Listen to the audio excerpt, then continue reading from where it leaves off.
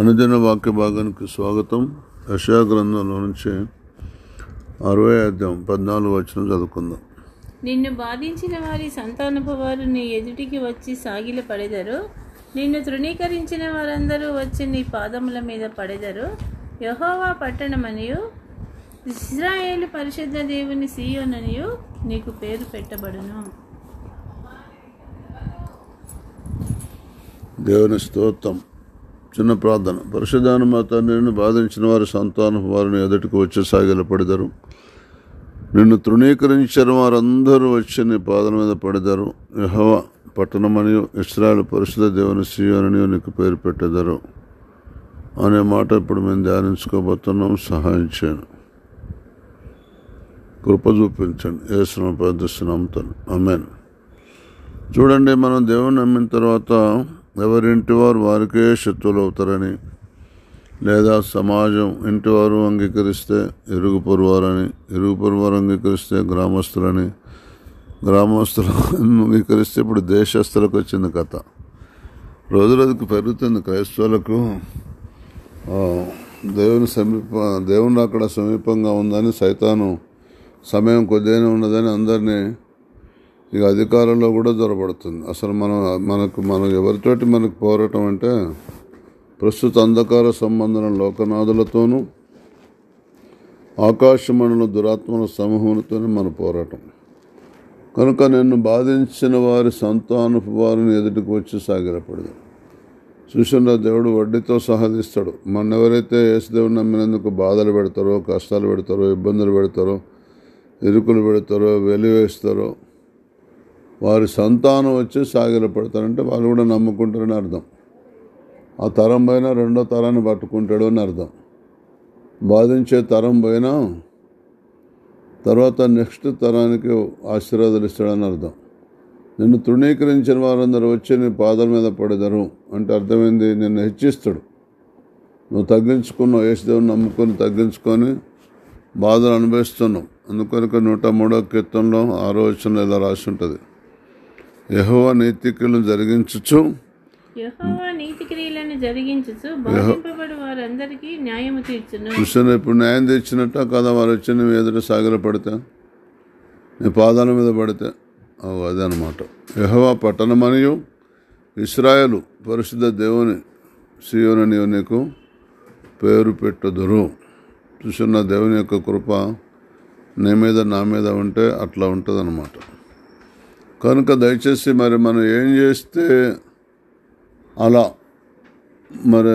వారు వచ్చి వారి సంతానం వచ్చి సాగిల పడతారు.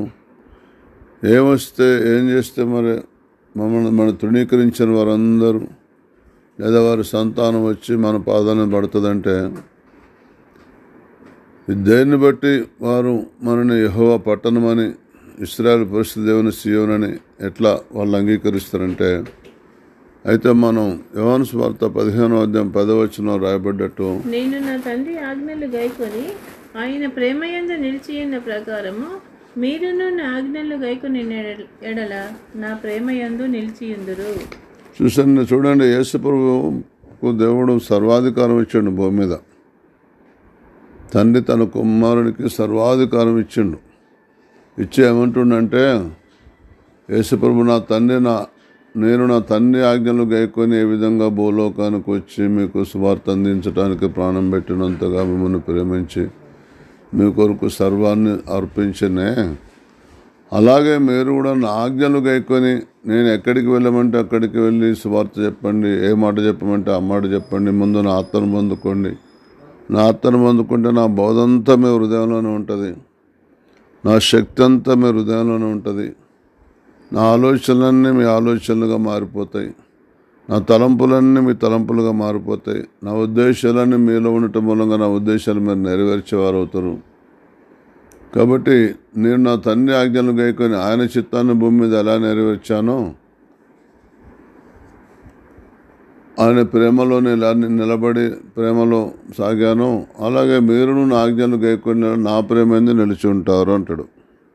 అందుకొరకు దేవుడు అంటాడు, నేను పంపిన వారి మాట వింటే నా మాట విన్నట్టే అంటాడు.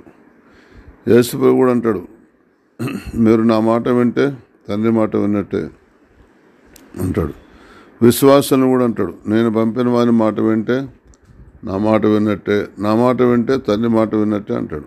కనుక మనం దేవుని నమ్ముతున్నాం, మంచిదే. నమ్మినంత మాత్రాన మనం దేవుని ప్రేమలో నిలిచినట్టు కాదు. దేవుని యేసు యొక్క ఆజ్ఞలు, నేను నా తండ్రి ఆజ్ఞలు గైకొని ఆయన ప్రేమ నిలిచిన ప్రకారం మీరును నా ఆజ్ఞలు గైకోనండి. మీరు యేసు ప్రభువుకు స్నేహితులు అంటున్నారు, రక్షకుడు అంటున్నారు, ప్రభు అంటున్నారు, తండ్రి అంటున్నాడు, ఏదేదో అంటున్నారు, మంచిదే. కానీ ఆయన నీకు ఇలా ఏం ఆజ్ఞ ఇవ్వాలనుకున్నాడు నీకు ఎలా తెలుస్తుంది చెప్పండి?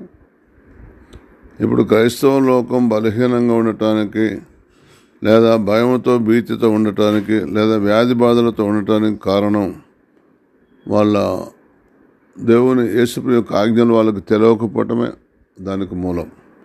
యేసు యొక్క ఆజ్ఞలు నీకు తెలవాలి అంటే కొరింథీయులకు రాసిన మొదటి పత్రిక 1:9 చెప్తుంది, మన ప్రభువైన యేసుక్రీస్తును తన కుమారుని సహవాసానికి మనం పిలిచిన దేవుడు నమ్మదగినవాడు అంటాడు. ప్రభువైన యేసుక్రీస్తు అను తన కుమారుని సహవాసమునకు మిమ్మల్ని పిలిచిన దేవుడు నమ్మదగినవాడు. అది మరి నమ్మదగిన వాడితో నువ్వు సహవాసం చేస్తే నమ్మదగిన వాడు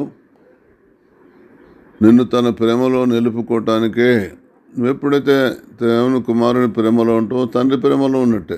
తండ్రి ప్రేమలో ఉంటే తండ్రి పోషిస్తాడు, కుమారుని ప్రేమలో ఉంటే కుమారుడు రక్షిస్తాడు. పరిశుద్ధాత్మని ప్రేమలో ఉంటే పరిశుద్ధాత్ముడు కుమారునికి ఇష్టంగా తండ్రికి ఇష్టంగా నడిపిస్తాడు. ఎప్పుడైతే తండ్రికి ఇష్టంగా కుమారునికి ఇష్టంగా పరిశుద్ధాత్మ చేత నడిపింపు నీలో ఉంటుందో నిన్ను బాధించిన వారి సంతానం వారిని ఎదుర్కొచ్చి సాగిలపడతారు. నిన్ను తృణీకరించిన వారందరూ వచ్చి నీ పాదాల మీద పడతారు. అప్పుడు యెహోవా పట్టణం అని ఇశ్రాయేలు పరిశుద్ధుని సీయోను నీకు పేరు పెడతారు. ఇది అసలు సంగతి. కనుక దయచేసి మీరు అశ్రద్ధ చేయొద్దని ప్రభుపేట నేను మీకు మనవి చేస్తున్నాను. ఇర్మియా గ్రంథం 30:15 చెప్తుంది, నీ గాయముల చేత నీవు అరచెదవేమి, నీకు కలిగిన నొప్పి నివారణ కాదు. నీ పాపములు విస్తరించినందున నీ దోషములను బట్టి నేను నిన్ను ఈలాగు చేయుచున్నాను. చూస్తున్నా దేవుని యొక్క వాక్యం ఏం చెప్తుందో.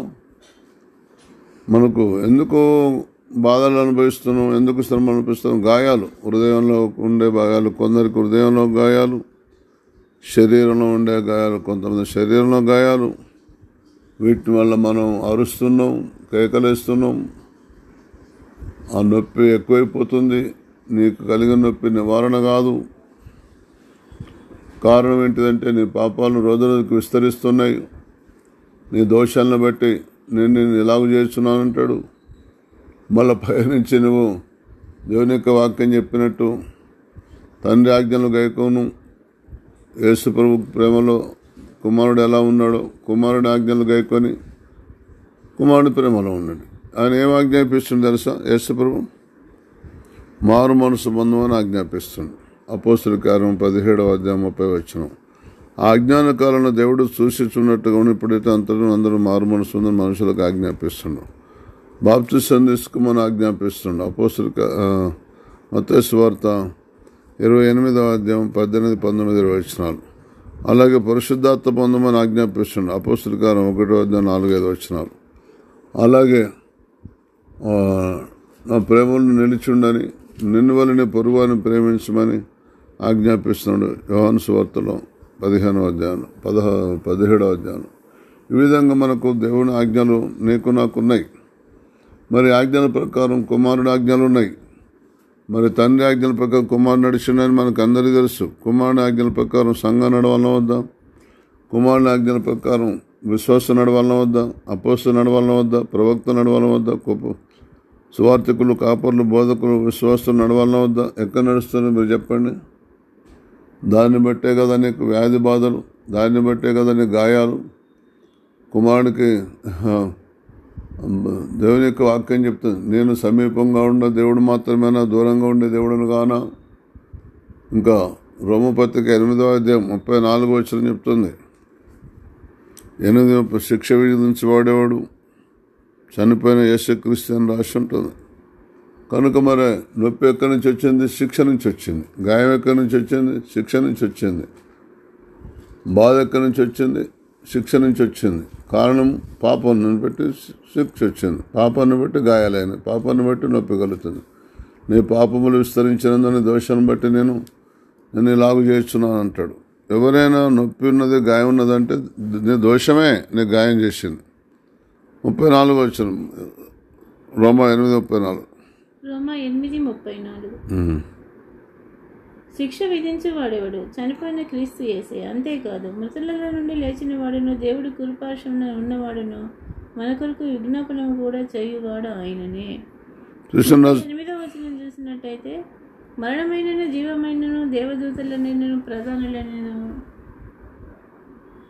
ఉన్నవి అయినను రాబోవు అయినను క్రీస్తు యేసు అధికారులైనను ఎత్తైనను లోతైనను సృష్టింపబడిన మరి ఏదైనను మన ప్రభువు అయిన క్రీస్తు యేసునందలి దేవుని ప్రేమ నుండి మనలను ఎడబాక నేరమని రూఢిగా నమ్ముతున్నాను.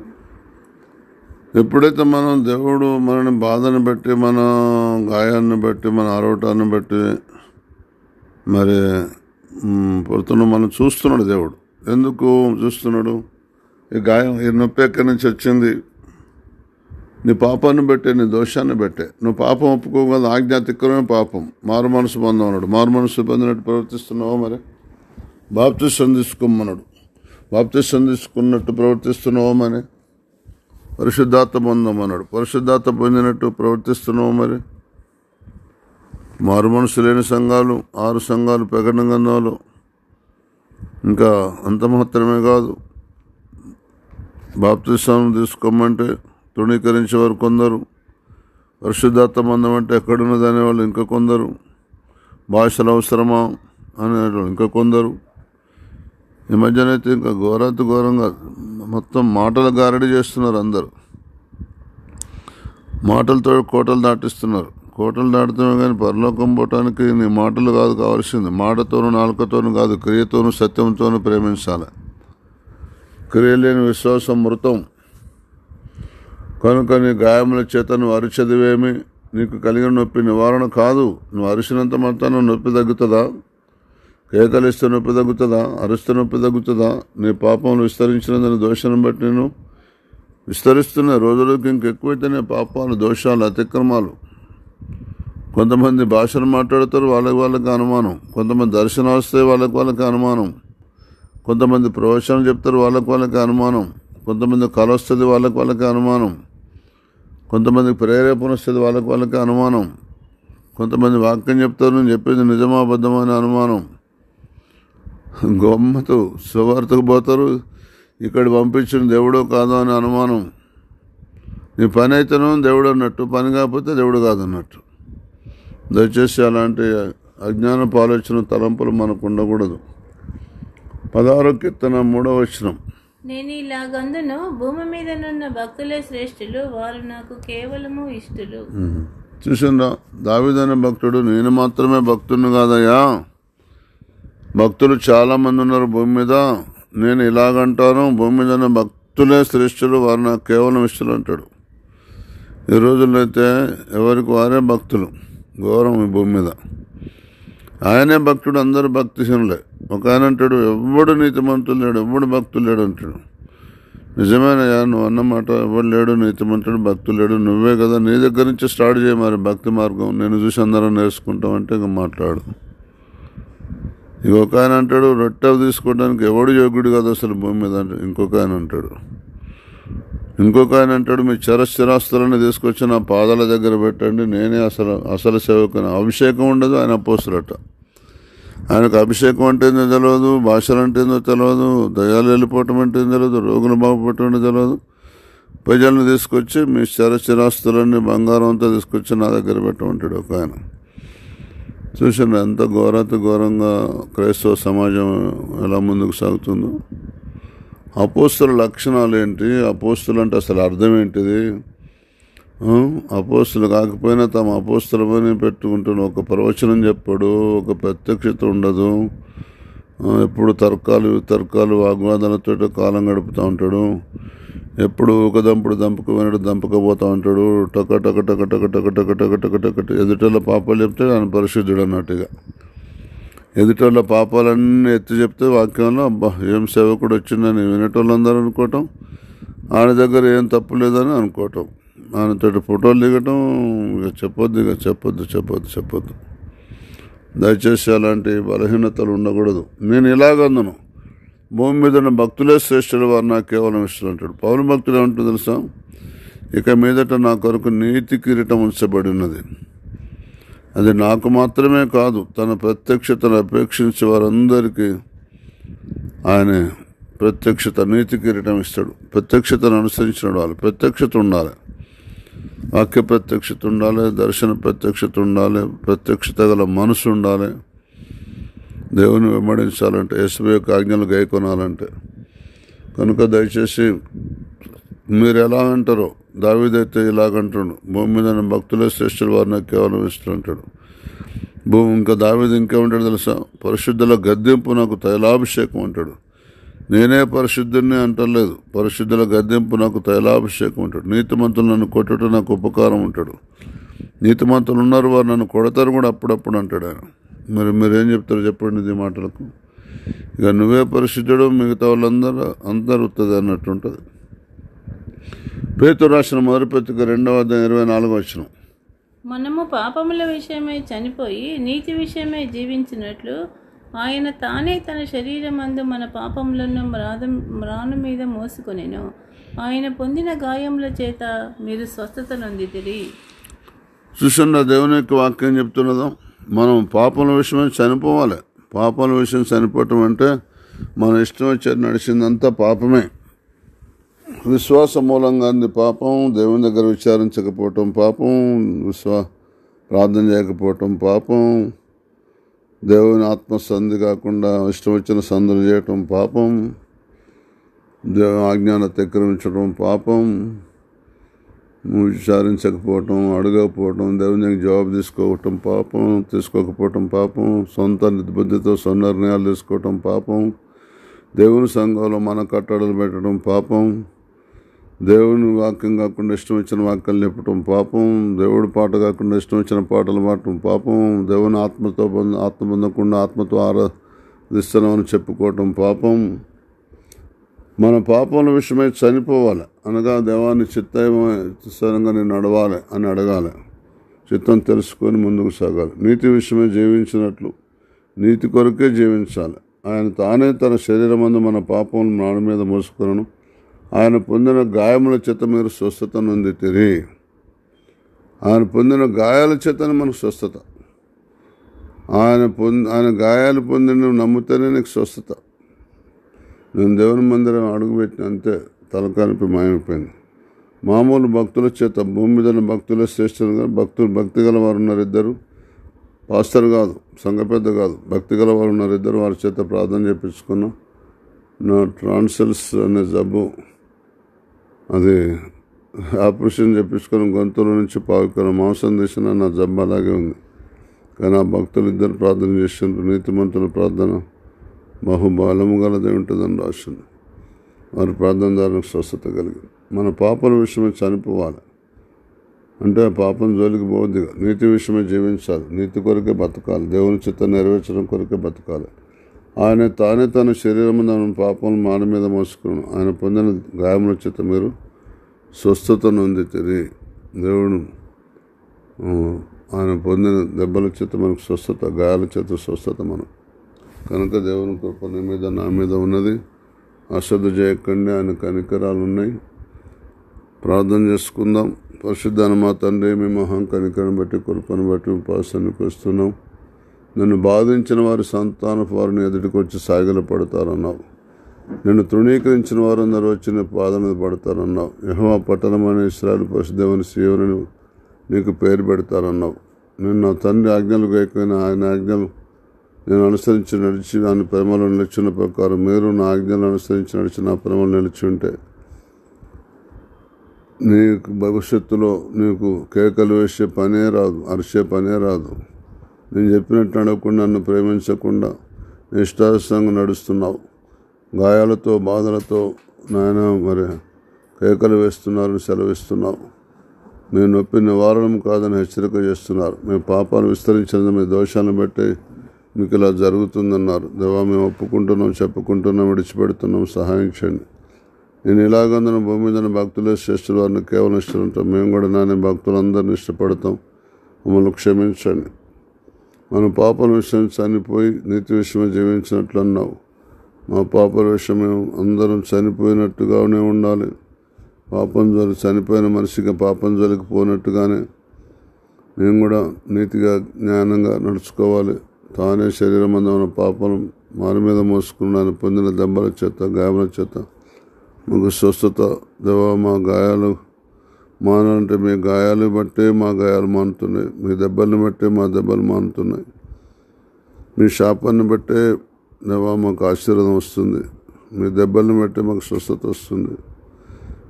మీ యొక్క నాయన చిత్రహింసలు పడ్డ అందుకొరకు మాకు శాపం నుండి పాపం నుండి మరణం నుంచి జీవనంలోకి అడుగు పెడుతున్నాం. దేవా మీ దయాదాక్షలు మా మీద ఉంచండి.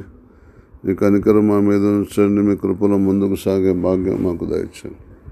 యేసు నామమున ప్రార్థిస్తున్నాం తండ్రి. ఆమేన్.